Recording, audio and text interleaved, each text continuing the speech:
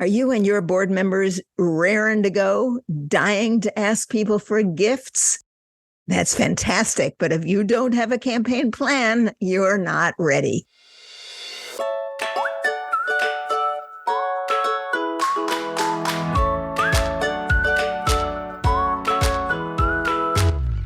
Welcome to All About Capital Campaigns, a podcast that provides fuel for your nonprofit's growth. Each week, Andrea Kihlstedt and Amy Eisenstein, co-founders of Capital Campaign Pro, provide practical tips about raising more money for your nonprofit organization. Here are your hosts, Amy and Andrea.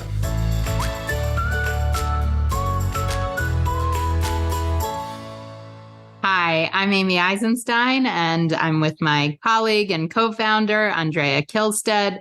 And today we are going to talk about the 10 elements that you need in a campaign plan before you start asking for gifts. Andrea, let's talk about campaign plans and why they're so important. What's in a campaign plan? What's a campaign plan anyways? What is a campaign plan? I'll bet you don't know. Amy, I know you know, but if you're listening to this podcast, chances are good you don't know, because a lot of people don't know all the elements of a campaign plan. And Amy and I have spent a lot of time clarifying and figuring out what those elements are. The very first piece of a campaign plan is a statement of your campaign objectives. What do we mean by that? Well, what are you raising the money for? Sometimes it's 2 or 3 or 4 or even 5 things you're raising money for. You need a clear, simple outline or a statement of what you're raising money for. That is the first and the most important element of your campaign plan. And, it sounds simple, but it's actually can be quite complicated because frequently people come to us and say, it's our big anniversary. It's our 50th anniversary. So we want to do a campaign, or we just want to have more money in the bank and we want to grow the endowment. Well, that's not specific enough. Neither of those things are exciting or even part of your programs. It's not specific enough in terms of how you're going to grow your organization or what you're going to do. Maybe I'm not explaining it right, but campaign objectives do need to be specific and tell how you're going to expand your programs and services and serve the community better. Maybe that's your case for support. Yeah, what you're going to raise money for. In fact, that's what they are. They're what you're going to raise money for. And each one of them should have a dollar figure attached to it, right? We're going to buy a piece of land. We're going to build a building. We're going to renovate a building. We're going to start a new program. Each one of those should have a cost estimate, because when you add up those cost estimates, that's going to be the working goal of your campaign. When you have campaign objectives and a working goal, that brings you to the second element of your campaign plan, which is a gift range chart. Amy, tell us what that is. Yes, your gift range chart is how many gifts you need at what levels to accomplish your goal. And so, as Andrea just said, your campaign objectives, you're going to add price tags to the best of your ability for each one and total them up. That's your working goal. And then you need to figure out how many gifts at what levels you need in order to accomplish that goal. And that is your gift range chart. So that's the second element of your campaign plan. Amy, I often think that those first 2 elements of the campaign plan sort of underpin everything. When you really know what you're going to raise money for, how much those are going to cost or estimates for that, and you have a gift range chart, your campaign begins to come into some kind of clarity and shape. But the next piece, which is really important, is that you need to take those things, your campaign objectives, and you need to be able to answer the question, why does it matter?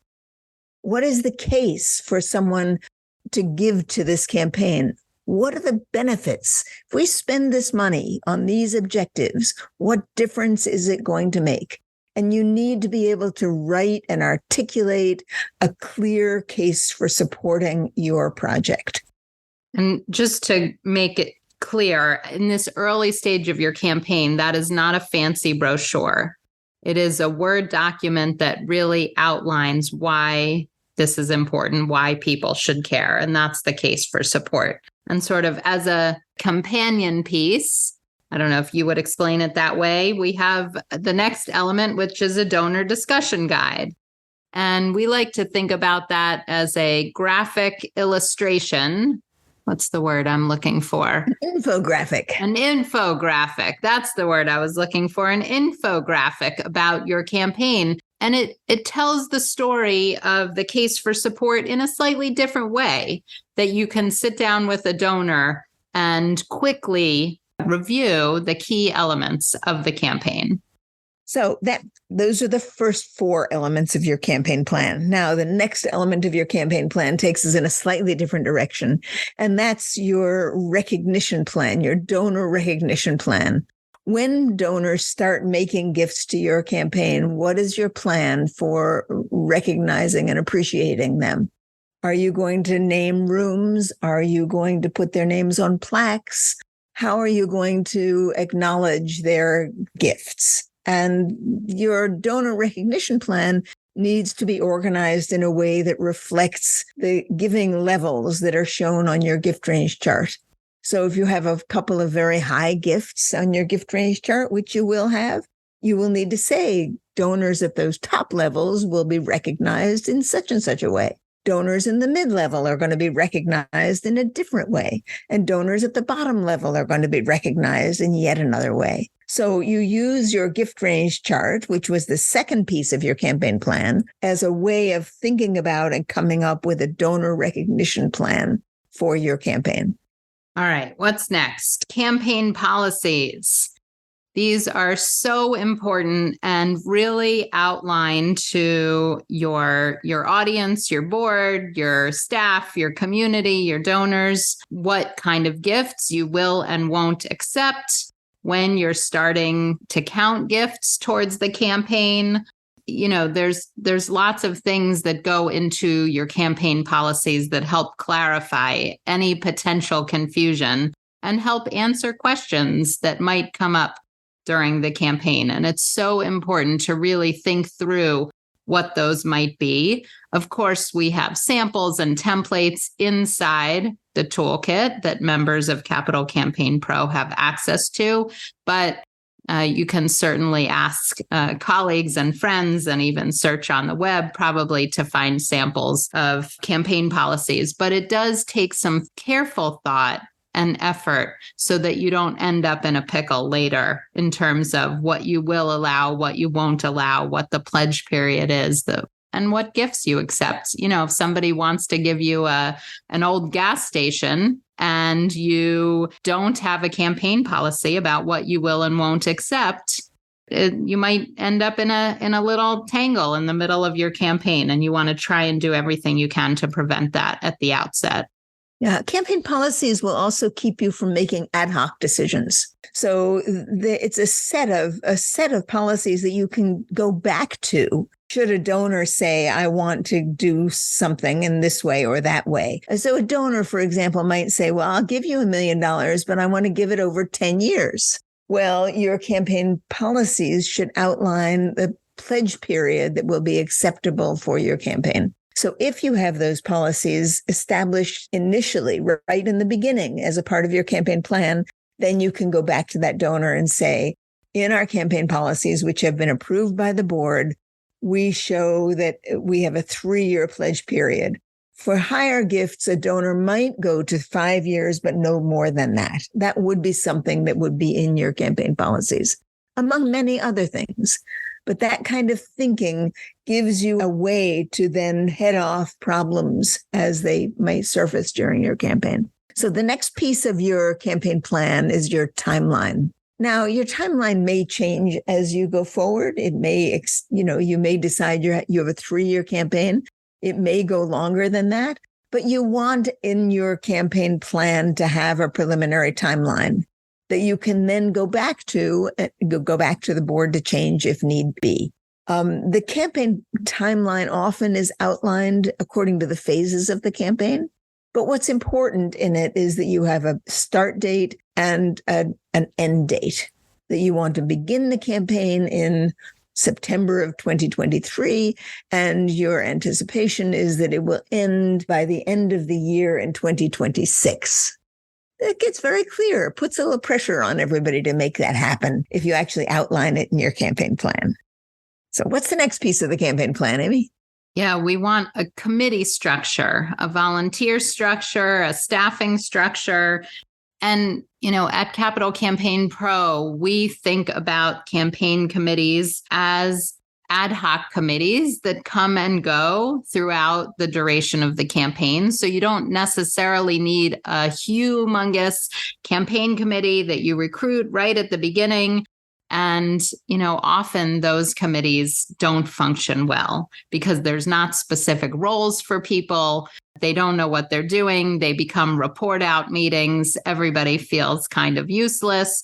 So you really want to think through how you're going to use your staff and your volunteers and your committees as you go through each phase of the campaign. And, we do it really, I think, in a strategic, thoughtful way at Capital Campaign Pro, where in each phase of the campaign, we think about having a different subcommittee, like a campaign planning committee. We're talking about the campaign plans. So you might recruit a handful of key potential volunteers and donors to review your campaign plans and give you feedback before you bring it to the board. And it's a great role for campaign volunteers and a little campaign committee that they don't necessarily need to commit to 3 years of the campaign, but they play an important role in your campaign. So you'll want to outline your campaign committees as part of your campaign plan. The next piece of your campaign plan is going to be a communications plan, a campaign communications plan. And we actually suggest that your communications plan be organized in keeping with the phases of a campaign. Because for each of the phases of your campaign, you're going to have different messages, different audiences, and the different ways in which you communicate. So if you look at each phase of your campaign and map out a simple plan, it doesn't have to be complicated, but a simple plan that spells out what messages are you going to be using in that part of your campaign? How are you going to be getting the messages out? Who are you going to be talking to? Then you're not winging it as you go. You have a sense of what it is you're trying to do, right? That to me, when I first learned it, was such an aha. I'd never thought about a communications plan that changed as the campaign phases, as we went through the campaign phases. It was like clarified things for me when we came up with that. Finally, and this is the 10th piece of your campaign plan and is so important. Maybe it should be the first, I don't know. And that is that you need to have a campaign budget, and it should be in your campaign plan. Amy, why don't you talk about the budget? Yeah, so this is something that's so important to a campaign, right? Unfortunately, I think lots of staff and board members don't think about budgeting for the campaign. But it does cost money to raise money. So the rule of thumb and how we like to think about it is that your campaign budget initially should be approximately 10% of your campaign working goal. So if you have a $10 million campaign that you're planning for, you should have a budget of 10% or $1 million over the life of the campaign. So over 3 years. And that means ultimately that your goal is going to be $11 million. You build it into the price of the campaign or the amount you're raising, because you will need to potentially hire additional staff, hire expertise and consulting. You will need to pay for donor recognition, probably some receptions or ribbon cuttings, materials. So there are expenses that go into running a successful campaign. And the reality is that if you are able to raise money for 10 cents on the dollar, it's a fantastic return on investment, but you do need a campaign budget. And if you have a campaign budget as a part of your plan, and that's all approved by your board, then you're not having to nickel and dime in every expenditure as you go through your campaign. It will have been approved. So it's so important to do that right up front, to have your board understanding that the campaign is going to cost money. Now, you can include and should include the amount of money that it's going to cost you to do this campaign in the campaign itself. So your organization might front end some of that money, but it will be paid back from the money that you raised during the campaign. Now, Amy, we've gone through 10 items of a campaign plan, and 10 is a big list. So here's what I'd like to do, because people are just listening to this while they're driving their cars, right? And they didn't know they were going to encounter a list of 10 things. But I'd like to give people a chance to maybe pause their recording, get out a piece of paper or their cell phone or something that they can do that. And let's just make a list for them to capture all 10 elements of a campaign plan. And then they can begin thinking about what they already have in place, what they need to do, and start getting information about all the pieces. Let's just list. I'll do one and you do the next, Amy. All right. Sounds good. Go ahead. So number 1, campaign objectives, a statement of campaign objectives. And with campaign objectives comes the working goal. We're going to count that as number 1. So how much do those campaign objectives cost? That's your initial campaign goal. All right. Number 2 is gift range chart. Yes, it's so important how to break down that working goal so you see how many gifts you're going to need at what level. Number 3, the case for support, a draft of the case for support, not a final fancy brochure, but the arguments of why someone should give to your campaign. That's what your case for support is. That's number 3. Excellent. Number 4 is a donor discussion guide. That is an infographic of a campaign that you are going to talk through with donors. Number 5, a donor recognition plan. You need to start that right up front in your campaign plan. Yes. Number 6 is campaign policies. So how you're going to count gifts, how you're going to accept gifts, when you're going to start and stop the campaign, all sorts of things to help prevent you from making those ad hoc decisions as you go through the campaign. Number 7, your campaign timeline. When is it going to start? When is it going to finish? And what are the phases as you go through that? Number 8 is your committee structure. So how are you going to think about different committees through the phases of the campaign? Number 9, a campaign communications plan. Not communications for everything, but specific plan for the communications you're going to use for your campaign. And number 10, last but not least, is your campaign budget. So important to make sure that everybody understands what the expenses related to the campaign are right up front. Now, Amy, there's one more thing to know. 2 more things, actually. One is that once you have your campaign plan together in the campaign planning phase of your campaign, you will be taking it to your board for approval. It is a real document that you're going to pull all these things together. You're going to put a title page that says campaign plan on it, and you're going to give that to your board. You're going to ask them to review it, and you're going to ask them to approve it. That's so important. And number 2, you need to have your campaign plan in place and approved by your board before you start asking for gifts. Yeah. I think, it's so interesting. People are, I think, often confused about what goes into a campaign plan. And the reality is that it's a series of documents, and we've just gone through the documents. So it's not one big plan, it's elements broken up into and combined to make a campaign plan. And I think, of course, we have samples and templates of each of these documents in the toolkit, which is part of Capital Campaign Pro. So if you're curious about how to put this together and would love to see samples, I encourage you to come on over to the Capital Campaign Pro website and see what we have to offer. We would love to help you develop your campaign plan. All right, Andrea, I think this was hopefully helpful to our listeners and really concrete and specific, which I love. Yes, excellent. Amy, it's always fun to do this with you. Goodbye, everybody. We'll see you again next week. Thanks for joining us.